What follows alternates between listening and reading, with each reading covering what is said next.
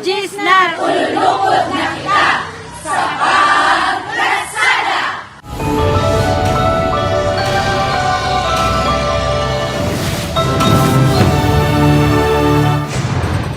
Mga balita nga tutukan subong nga Lunes.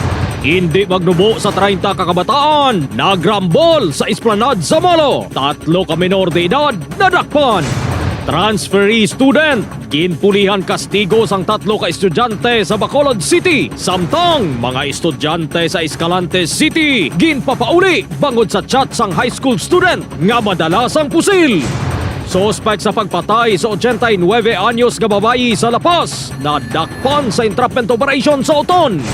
Pulo kakalanaan sa gwa sang Duwanga Sport na sunog. 268,000 pesos ginbilin nga danyos. 18 anyos nga babayi gintiro sang iya anay nobyo sa isa kakalanaan sa Bacolod City.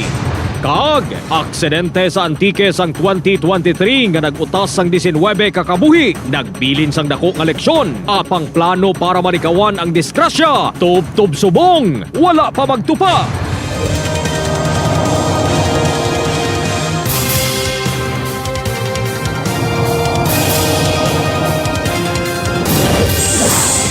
Ini ang Bratsada Balita.